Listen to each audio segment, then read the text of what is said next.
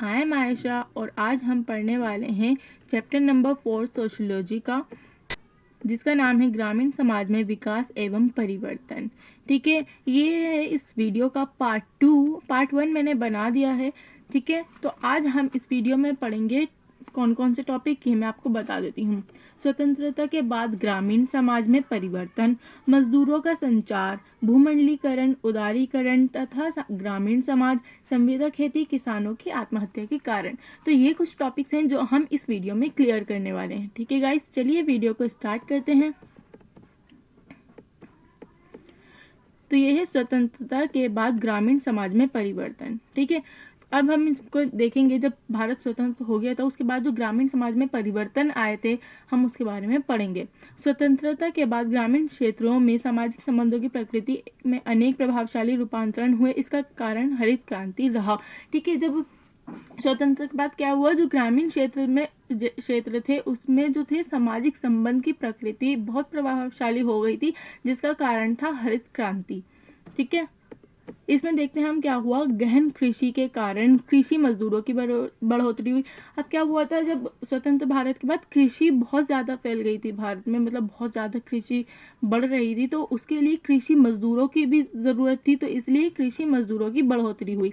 नकद भुगतान, जो भी कृषि काम करते थे, अब क्या होता था, अगर वो पूरा दिन काम करते थे तो रात को उनको उनकी जो मजदूरी थी वो दे दी जाती थी। भूस्वामियों एवं किसान के मध्य पुश्तैनी संबंधों में कमी आ गई थी। ठीक है, दिहाड़ी मजदूरों का उदय हुआ था। अब दिहाड़ी देकर मजदूरों से काम कराया जाता था। भूस्वामियों से कृषि मजदूरों के मध्य संबंधों की प्रकृति में वर्णन समाजशास्त्री जॉन ब्रेन संरक्षण से शोषण की ओर बदलाव में किया था। ठीक है, तो अब कृषिकों का शोषण बहुत ज़्यादा होता था, जो कि भूस्वामी करते थे कृषि मजदूरों का शोषण। ठीक है, जहाँ कृषि का व्यापारीकरण अधिक हुआ, जिसे कुछ विद्वानों ने पूंजीवादी कृषि का रूप कहा, क्योंकि विकसित क्षेत्रों के ग्रामीण विस्तृत अर्थव्यवस्था से जुड़ते जा रहे थे। मुद्रा के भाव गांव की ओर बढ़े तथा व्यापार व रोजगार भी बढ़ा। यह प्रक्रिया उपनिवेश काल से महाराष्ट्र में कपास की खेती बाड़ी से शुरू हो गया था। राज्यों ने स्वतंत्रता के बाद सिंचाई, सड़कों तथा सरकारी संरचनाओं द्वारा ऋण की सुविधा ने इसकी गति काफी बढ़ाई। इसका सीधा प्रभाव कृषि संरचना तथा गांवों पर पड़ा।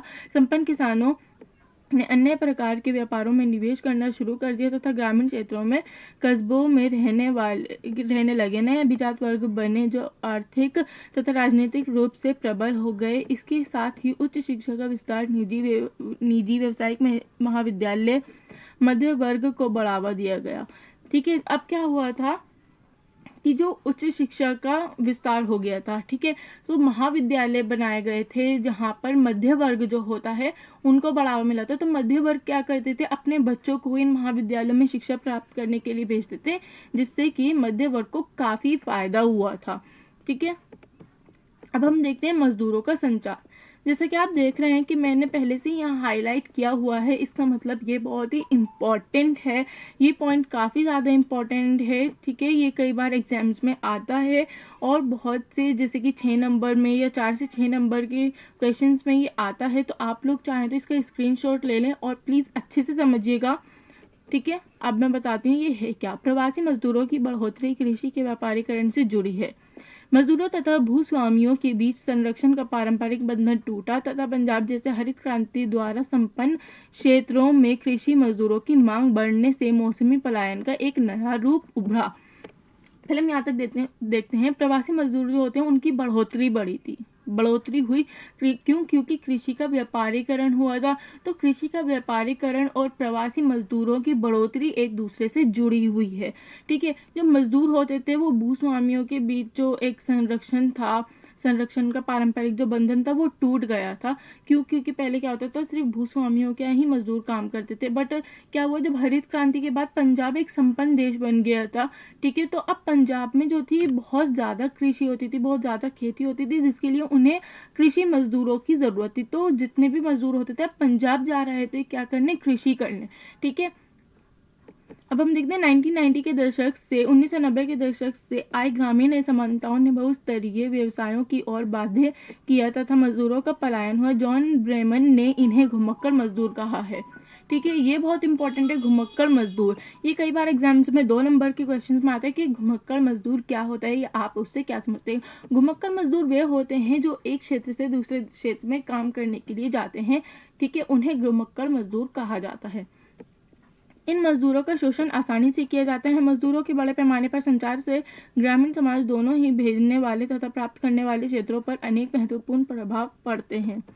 उदाहरण के लिए निर्धन क्षेत्रों में जहां परिवार के पुरुष सदस्य वर्ष का अधिकतर हिस्सा गांवों से बाहर काम करने में बिताते हैं, कृषि मूल रूप से एक महिलाओं का कार्य बन गया है। महिलाएं भी कृषि मजदूरों के मुख्य स्रोत के रूप में उभरी हैं, ठीक है, जिससे कृषि मजदूरों का महिलाकरण हो रहा है। तो यहाँ पे क्या बताया गया है कि जो निर्धन क्षेत्र होते थे, जो मतलब गरीब क्षेत्र होते थे, वहाँ के जो परिवार के पुरुष होते थे, जेंट्स होते थे, वो क्या करते थे, वो गांव से बाहर काम करने के लिए आते थे। पूरा पूरा वर्ष वो बाहर बिताते थे काम करने के लिए। तो इससे क्या होता था, जो कृषि थी वो मूल रूप से महिलाओं का कार्य बन गई थी। अब कृषि तो कोई ना कोई करेगा ना, जो पुरुष थे वो तो बाहर जा रहे थे काम करने के लिए, कृषि तो खाली नहीं छोड़ सकते। तो अब कृषि जो थी वो महिलाएं कर रही थी। अब महिलाएं भी कृषि मजदूरों के मुख्य स्रोत के रूप में उभर रही थी, और जिससे कि क्या हुआ, जिससे कृषि मजदूरों का महिलाकरण हो रहा थे, ठीक है। पहले नहीं होता था, पहले की जो महिलाएं थी वो कृषि नहीं करती थी क्योंकि उनके पास ज़मीनें नहीं होती थी। बट जब से उनके हस्बैंड या बेटे जो भी कहें, उनके घर के जो पुरुष होते थे वो बाहर काम करने के लिए जाते थे, तो इससे महिलाओं को भी कृषि करने का मौका मिला और महिलाकरण हो गया कृषि में, ठीक है। अब हम देखते हैं भूमंडलीकरण, उदारीकरण तथा ग्रामीण समाज। जो भूमंडली, ये जो है मैंने यहाँ पर हाईलाइट किया हुआ है, मतलब ये भी बहुत इंपॉर्टेंट है। इसमें हम संविदा खेती के बारे में पढ़ेंगे, जो कि बहुत इंपॉर्टेंट होता है। भूमंडलीय तथा उदारीकरण के कारण बहुराष्ट्रीय कंपनियां निश्चित फसल उगाने को कहती हैं तथा ये किसानों को जानकारी व सुविधाएं भी देती हैं। इसे संविदा कृषि कहा जाता है, ठीक है। जब भूमंडलीकरण हुआ और उदारीकरण हुआ, उसके कारण क्या हुआ, जो बहुराष्ट्रीय कंपनियां थी वो एक निश्चित फसल उगाने को कहती थी। किससे, कृषकों से। वो एक फसल डिसाइड कर लेती थी पहले से और कहती थी किसानों को कि आपको यही उगाने हैं, जिसके लिए वो उनको जानकारी भी देती थी, सुविधाएं भी देती थी। इसे संविदा कृषि कहते हैं, ठीक है। संविदा कृषि सुरक्षा के साथ साथ सुरक्षा भी देती है। किसान इन कंपनियों पर निर्भर हो जाते हैं। खाद व कीटनाशकों के कारण से पर्यावरण असुरक्षित हो जाता है। जो संविदा कृषि थी उससे कई तो सुरक्षा भी मिलती थी, बट साथ साथ असुरक्षा भी होती थी। क्यों, क्योंकि किसान जो होते हैं पूरी तरह से बहुराष्ट्रीय कंपनियों पर निर्भर हो गए थे, और जब वो लोग खाद कीटनाशक इन सब चीज़ों का प्रयोग कर रहे थे, उससे हमारे पर्यावरण पर बहुत असर पड़ रहा है, ठीक है। पर्यावरण असुरक्षित होती है। अब हम पढ़ेंगे कृषि रियायतों में कमी से उत्पादन लागत बढ़ी। जब कृषि जो रियायत थी उनकी कमी आई तो उत्पादन लागत में बढ़ी, ठीक है, उत्पादन लागत बढ़ी। बाजार स्थिर नहीं है। बीमारी, सूखा, बाढ़ तथा हानिकारक जंतु, उधार पैसा लेना आदि से परिवार में संकट आ जाता है। जब ऑब्वियस सी बात है, जब कोई कृषक या किसान अपने काम को आगे बढ़ाते तो वो पैसे उधार लेता है। जब वो उधार लेता है और उनकी खेती इतनी नहीं होती या उनका सामान नहीं बिकता, तो वो लोग कर्ज में डूब जाते हैं, ठीक है, और उनका परिवार संकट में आ जाता है। कृषि बहुत से लोगों के लिए आरक्षणीय होती जा रही है। कृषि के मुद्दे अब सार्वजनिक मुद्दे नहीं रह गए हैं। गतिशीलता की कमी के कारण कृषक शक्तिशाली दबाव समूह बनाने में असमर्थ है जो नीतियों को अपने पक्ष में करवा सकें। अब यहाँ देखते हैं क्या है। संविदा खेती में कंपनी और जमीन मालिक तय करते थे कि क्या उपजाना है। इसके लिए किसानों को बीज आदि प्रदान किए जाते थे। कंपनी भरोसा देती थी कि अनाज आदि को खरीद लेंगे, जिसका मूल्य पहले ही तय हो जाता था। इससे कंपनी पूंजी भी देती थी। तो जैसे कि मैंने आपको बताया कि संविदा खेती क्या होती है, जिसमें कंपनी या जमीन के मालिक पहले ही तय कर लेते हैं कि क्या उपजेगा, ठीक है। वो किसानों को इसके लिए सुविधाएं देते हैं, बीज देते हैं, हर किस्म की उनकी मदद करते हैं, और ये भी भरोसा दिलाते हैं कि जो भी फसल उगेगी वो ले लेंगे, ठीक है, और इसके लिए वो उन्हें पहले पैसे भी देते हैं। अब देखते हैं संविदा खेती बहुत ही आम है, खास करके फूल की खेती, फल, अंगूर, अनार, कपास के क्षेत्र में। जहाँ खेती किसानों को वित्तीय सुरक्षा प्रदान करती है, वहीं यह किसानों के लिए अधिक असुरक्षा भी बन जाती है। तो जो संविदा खेती है आजकल भी ये बहुत आम हो चुकी है, खास करके किन की खेती होती है, फूल की, फल की, अंगूर की, अनार की और कपास की, ठीक है। ये किसानों को सुरक्षा तो देती है, ठीक है, बट असुरक्षा भी उनके लिए बन जाती है। असुरक्षा क्यों बनती है, जैसे कि अगर उन्होंने फसल करी और बहुराष्ट्रीय कंपनियों ने लेने से एंड टाइम पर मना कर दिया तो नुकसान किसका हुआ? किसानों का हुआ। तो इस तरीके से उनके लिए असुरक्षित भी बन गई थी। अब देखते हैं इसके पॉइंट्स। इसमें किसान संविदा खेती के जो पॉइंट्स हैं हम पॉइंट्स में पढ़ेंगे। इसमें किसान अपने जीवन व्यापार के लिए इन कंपनियों पर निर्भर हो जाता है। मैंने आपको पहले ही बता दिया कि जो किसान है वो कंपनियों पर निर्भर हो जाता है। निर्यात उन्मुखी उत्पाद जैसे फूल और खीरे की खेती संविदा खेती कहलाती है। मैंने ये भी आपको बता दिया कि इनकी खेती बहुत आम है।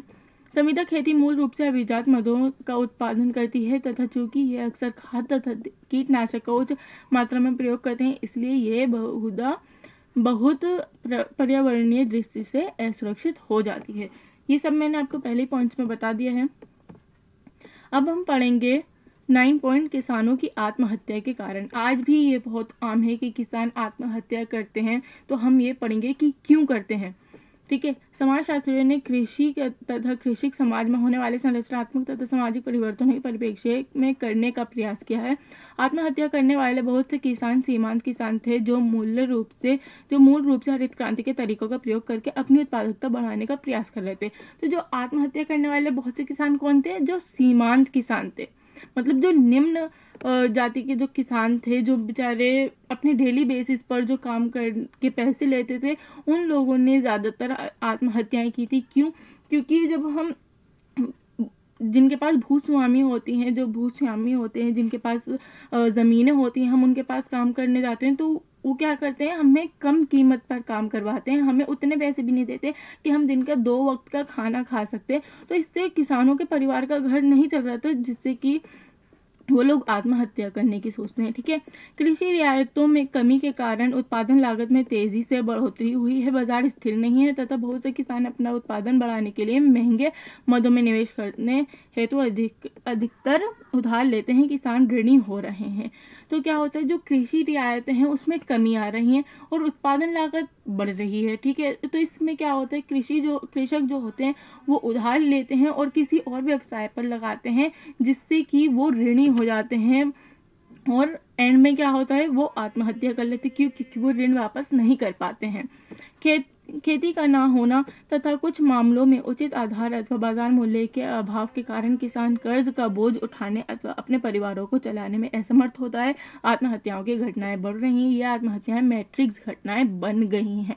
जैसे कि मैंने आपको बताया, जब किसान ऋण ले लेते हैं और वो ऋण वापस नहीं दे पाते तो वो कर्ज तले दब जाते हैं और अपने परिवारों को भी ख्याल नहीं रख पाते, क्योंकि उनके पास कहीं से पैसे नहीं आ पा रहे। इस वजह से किसान क्या होता है? आत्महत्या ही करता है। उसके पास लास्ट ऑप्शन आत्महत्या का रहता है और वो आत्महत्या कर लेते हैं। और हमारे भारत में आत्महत्याएं बढ़ रही हैं किनकी? किसानों की।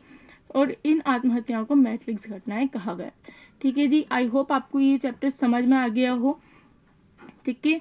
अगर आपने अब तक मेरे चैनल को सब्सक्राइब नहीं किया है तो प्लीज़ कर लीजिए और बेल आइकन ज़रूर दबाइएगा ताकि मैं कोई भी वीडियो आगे डालूं तो आप तक सबसे पहले पहुंच जाए।